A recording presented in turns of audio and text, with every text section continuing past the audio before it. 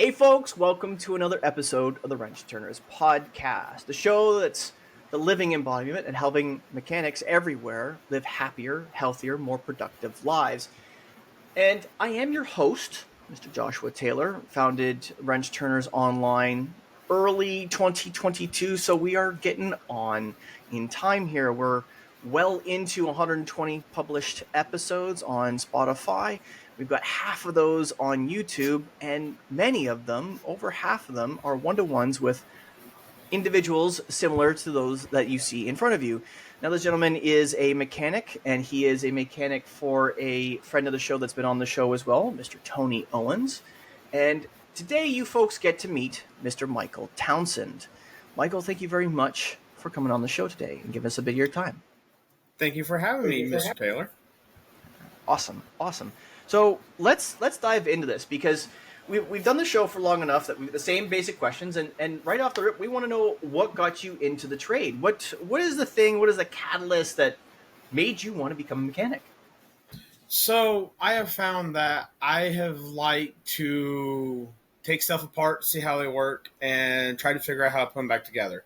And with mechanic field, that's pretty much how it is. You're taking stuff apart, fixing what's damaged, still seeing how everything works, and then you're putting it back together the same way you're taking it apart. So it's kind of like that same general idea of you're taking it apart, seeing how it works, and then you're putting it back together and making sure it runs and drives again. Cool. And was that something you did early on as a young boy? Like, were you constantly taking stuff apart? Like, Yes. Was your mom or your dad constantly? Were you that kid that? Now, I did this a bit, and my mom wasn't, and my dad wasn't very happy with it. Where they would give me something, and it was really awesome. I'd play for about 5 minutes, and then I'd start taking it apart. I wasn't that type of kid, but yes, I used to do stuff like that. I used to take something, take it apart, and then majority of the time, yes, it went back together. Other than that, it never really went back together the way it came apart.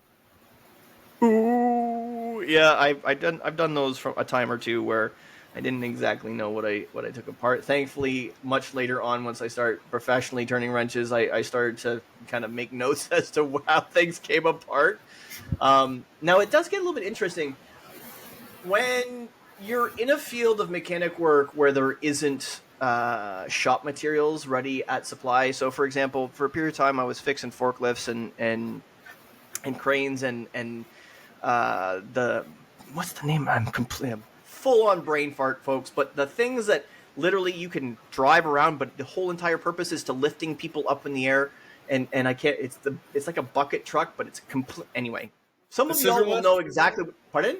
Is it a scissor lift? So yeah, one is a scissor lift, and then the other one is the one that's like got a big old boom arm and a bucket on the end. Oh, It's got four wheels. It pivots like a tank.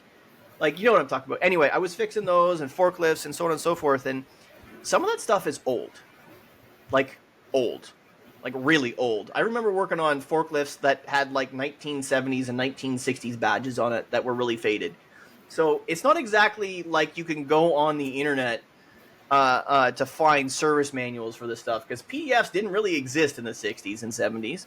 And the second part of that is typically when you're fixing stuff that's from the 60s and 70s, you're not exactly in a place that has a lot of Wi-Fi, right? You're in a farmer's field, or you're on the gigantic lot of a manufacturing facility completely covered in steel. So when you try to get to this thing, there's no Wi-Fi, there's no signal on your phone. So you're relying completely on your ability to go, okay, this is electrical, this is hydraulic, this is air. I know how this stuff basically works. Let's kind of work backwards from the way it should work to the way it's working now and figure out what's wrong with it. So that's really where that stuff comes in handy. Like, you started taking stuff apart and put it back together, and you just kind of start to figure out the fundamentals. Now that you've got to that point, what led you to start doing it professionally as an automotive mechanic? Like, what was there? Did somebody get you into the dealership? How did that work? So there wasn't no one that got me into the dealership. It was kind of, I was on the hunt for another job. My last the job I had before I started at the dealership, it was I liked it, but I wasn't getting enough money weekly wise. Wasn't getting enough hours, and the fact of the matter is, I did not like traveling to other locations Mm-hmm. because I put a lot of wear and tear on my car that I had just bought a year prior. And between the miles I bought it at to now to that time, it was like I put 16,000 miles on within like the first 6 months of owning it. So it's like, yeah, time for me to find another line of a job to where I'm not traveling everywhere just to make money. Mm-hmm. Okay. So that's when I end up looking, found the dealership I work at now, and made a lot of great friends. Still making friends, and especially Tony. Me and Tony talk every morning when I get there. So he is one of the biggest people I've met that actually enjoy being there every day and enjoy their job. And I enjoy talking to him about learning what all he used to do back in his days. And and I love it. Awesome. Awesome. Tony's a really big advocate of any technician, any mechanic, anywhere. He's just a really big advocate for us, and I really appreciate him a lot. So once you got into the store, once you got into your first dealership, what was that first year experience like? What, because there seems to be a rough circle where most of us kind of fit in, where that first year is similar in a dealership. There are outliers, and the more interviews I do and the more people that I meet, the more outliers there are, but most of us fit in a bucket. What was your first year like? So I actually haven't hit my first year at the dealership yet. I am actually approaching 7 months in. Cool. So the first 7 months, I'm realizing it is a very different field than what I worked at for the past 2 years at my last job. Yeah, it's still almost the same concept. You're still changing oil on a daily, but with this, I'm able to be more hands on and be able to do a lot more than just, yeah, car's coming in. Yeah, it's an oil change. There's another car coming in. It's an oil change. Mm-hmm. With this, it's like you get a variety of cars that are coming in that, yes, they could be oil changes, but a lot of times they could be, oh, that customer's getting new pads and rotors. That customer's getting new shocks, new springs, probably new tires, new spark plugs. So it's a more of, to me, a hands-on field than just a standard oil change facility. Awesome. Awesome. So you're really getting that down and dirty right off the rip, and that's that's awesome to hear that the store is being able to provide you with that kind of experience, because there's a lot of folks out there, myself included, that didn't get that hardcore hands-on right off the rip. Like I've said it before and I'll say it again. I shoveled shit. I cleaned out drains. I got coffee. I did oil changes and emission testing, and I did oil changes. And you don't even do emission testings in this country anymore. We just don't. And there was a whole reason why I was hired in the first place, is to do oil changes and emissions testing. And I'm really happy to hear that you're not having to go through that. So that said, so you're getting to do a variety of stuff now. Is training, like, are you getting one-on-one training with somebody, or how's that going? So the training, it depends on what I would need help with. So like the other day, actually, this past Thursday, I never knew how to resurface rotors. Never in my Mm-hmm. ever life of being on this earth and working at two different mechanic field jobs have I never learned to resurface rotors until I came to the dealership and I had to learn how to resurface rotors. And it went. I didn't learn much because I'm more of the I let me do it and you explain it to me rather than you talk me through the process. I rather have my Mm-hmm. hands on the Tactile learner. machine than having someone Mm-hmm. explain the machine to me. And you know what? That's good to know that you already know that you are such a tactile learner right off the bat. it's good to know that, and figuring out ways to utilize that to your advantage is going to benefit you long term. And we got to remember that it takes at least 6 times of doing the same thing. And now I use this for just about everything, but 6 is my number. Once you get 5-10 years into doing this, it doesn't matter what job it is. It takes 6 times of 6 times of never doing that job in order to meet or at least get close to within about 15% of what the flat rate time is. So whatever the job, I mean, let's say re a tank on a 2024 Ram Hemi. Let's say for example the time is 2 hours. It takes 6 times before you're going to get within consistently that 2 hour mark.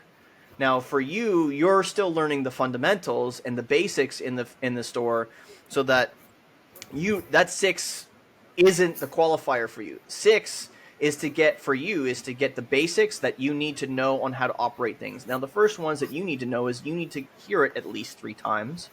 You need to do it at least 2 times with somebody, and that way on the 6th time you're now operating and somebody is watching you and supervising you to make sure it's done correctly, right? That's again, it's the rule of 6. That 6 is where at the 6th point they make sure that you're doing it correctly. That way the 7th time and forward, you're now using the fundamentals of that to keep going forward. It's a really great way to think about it that way. And I understand that for you, you want to do it and then somebody coach you through it. But if you hear it and you see it and then you do it, you get all 3 learning styles combined across the 6. You're never going to forget it. You're never going to forget it. And that's why fundamentally teachers got the auto wah, wah, wah, wah, and they want to audio into yours.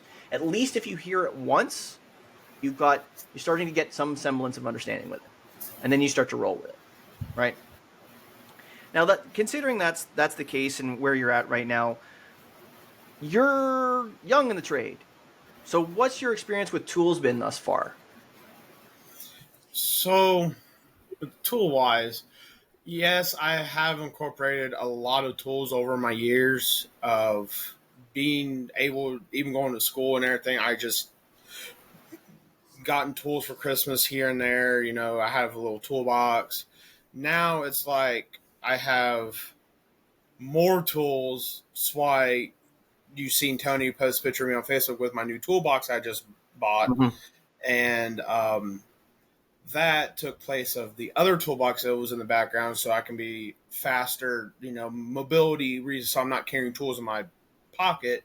But I've acquired so many more tools, but I still don't have, all the specialty tools that we require to use, fuel line disconnects, a lot of my impacts. I don't own that much power tools right now. It's like I'm trying to acquire those and try not to go broke in the process. So there's still a lot of tools.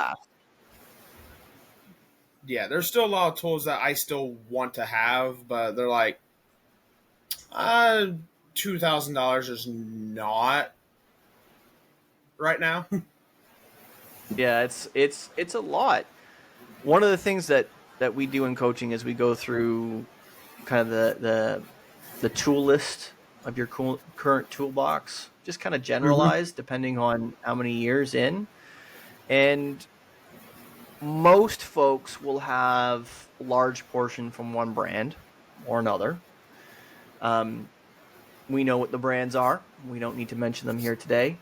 But one of the big things to take into note, especially that you're young in the trade and how fast, as you know, you can spend money on the tool truck, is to make sure you do diligence on the tools. Really make sure you're doing due diligence on the tools. That sometimes you can buy this tool in like 7 different places and it's 7 different prices. Sometimes you can be very patient and go, I'm going to buy it used, right? I'm gonna go on Facebook Marketplace, or I'm going to go on Kijiji, or I'm going to go on wherever. I'm going to go on the Toyota forums or the Ford forums and see if anybody's selling some of their old tools, and maybe they're retiring, or maybe whatever the case may be. Finding them used is a great way to save your shekels, Really great way to shave your shekels. So shave your shekels. That sounds inappropriate. Let's let that one slide. So as you go through the tools, make sure that you're doing as much as you can to save. So now that you're spending time on tools, spending energy and money on tools, and you're learning and you're getting some hands-on learning, especially like learning to resurface rotors, what's the most challenging thing that you've had to do other than learning to resurface some rotors? So the most challenging thing I ever had to do was replace drum brakes. I've never, ever in the life, even working, doing a little bit of mechanic work with my dad growing up, have I ever learned to replace drum brakes. And this one car came in on a Saturday. I complained on brakes. My boss drove it in, and the minute he hit the brakes, the whole car shook. Like, it was bad. Like, e-brake didn't work. Brakes were squishy, were spongy. Come to find out, one of the brake lines broke from the bleeder screw to the master cylinder for the drum brakes. So I had to replace both rear drum brakes, and I didn't know what I was doing, didn't know what I needed to do to replace them. And he eventually came back like 3 times, because the first time it replaced them the first time and they didn't work. They were grinding, they were vibrating. And I'll keep in mind, his front brakes were discs and he had minimal pad left. But it declined to replace the front pads and rotors, putting 2 new calipers up front, and did the rear brakes. But yeah, declined to do front brakes, and that's where all your stopping power is on the front. But he ended up coming back 3rd time and redid everything under warranty, and it ended up getting sent to a mainline tech to actually fix it, because I was not able to determine what I did wrong. So what did it end up being? The adjuster. Since that year of drum brakes, they had automatic adjusters, and the adjuster did not want to set in place. So we ended up putting a whole new set of hardware on and got a new adjuster, and it finally worked. Okay, interesting. So through that whole process, which is a hard process to learn, you're going to make mistakes. Like, it's part of being what you are. You're a mechanic. You're going to make mistakes.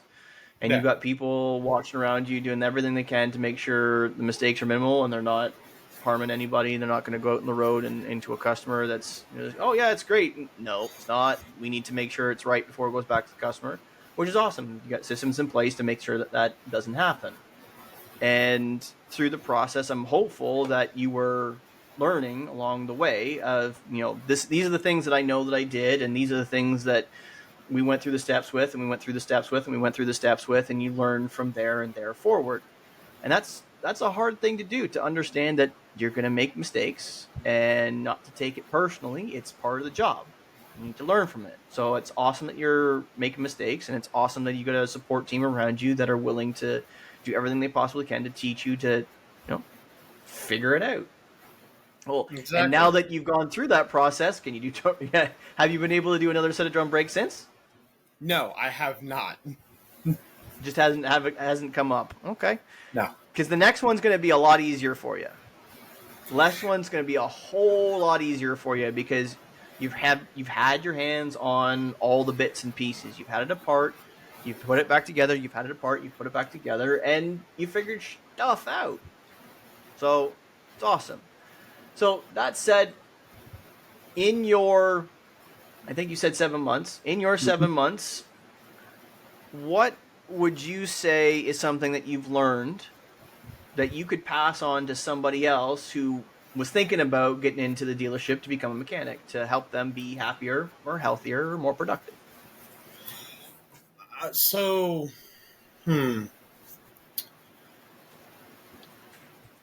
I've learned that do not be a know-it-all.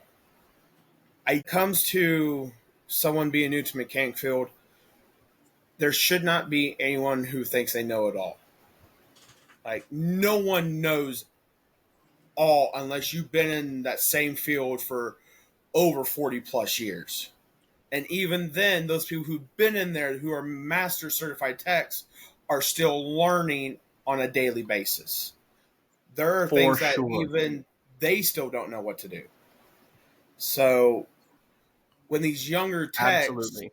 come in, and majority of them majority do come in through a career center, because that's where a lot of people go, which I appraise that, because then you are learning something that would be out of your comfort zone, which mechanics is out of anyone's comfort zone, because you're dealing with very expensive cars and parts that you don't know what could go wrong, what could go your way, what could go the car's way. So you have to have that mindset that I'm here to learn, I'm here to do my job and do it right and proper. No matter how many times it takes me, I'm here to learn and not here to be a person who thinks they knows all, knows how to do everything, knows how to diagnose everything, and you end up not doing your job properly. Fair. That's a really great, really, really great piece of advice for young folks coming into the trade. Because I don't mean young as in necessarily age, because anybody that's coming into the trade has got less than 5 years experience, similar to you, is that less than 5 years, you're an apprentice still. Doesn't matter what country, what part of the globe, you're an apprentice. You are learning the fundamentals. Somebody should be there teaching you along the way. A journeyman should be teaching you along the way all the bits and pieces. Yes, there's tips and tricks and things that they're going to teach you that is outside the normal purview, but the fundamentals, how to follow instruction, right? How to understand systems, how to work through those systems that using the base knowledge, teaching you the base knowledge of what each system is and what it does and how it functions in comparison to the other parts of the systems in the vehicle. Those little tidbits really come a long way, and it takes years and years of experience to really have that ingrained, so it just becomes secondhand knowledge. It's there. I'm using it, right? Mm-hmm. And there's a level of arrogance there that if you aren't capable of listening and you're not capable of being humble to understand the person to your right, your left, or the person who's giving you direction has a whole lot more knowledge than you do. And just because they have more knowledge than you do and giving you instruction doesn't mean they know everything either, right? Really great piece of advice, Michael. Really, really great piece of advice. I really thank you that very much. Folks, I think that's a great way to wrap up the show here today. Appreciate you all for listening. Michael, appreciate you for giving us this time this evening. Well, I appreciate you for inviting me this evening to share my thoughts and tips on young mechanics and the the young technicians in the mechanic field. Awesome. I appreciate it. Folks, as always, there's going to be another episode coming next week. And I think, not this week, but next week, you're going to see the first of our recruiter series dropping. So watch out for that. That's coming up very, very soon. Now, I appreciate every single one of you that comes out and watches and listens to the show. We're getting awfully close to 10,000 listens on Spotify. That's amazing. We're getting awfully close to 100,000 views on YouTube, which is amazing. Thank you all very much. I hope you're enjoying it, and I hope you subscribe. And this week, I've got a quote for you that really hit home today, because my 10 mil boys, we all had a weekend this weekend where we crashed. We had our chat was just, we crashed, we chilled, we needed a weekend, and we still talked. And I can't tell y'all enough how important having that circle around you is, because and this quote was perfect, was absolutely perfect. Friends are siblings that God never gave us. Mencius. Folks, remember, negative pushes, positive pulls, and always clean your toys before you put them away.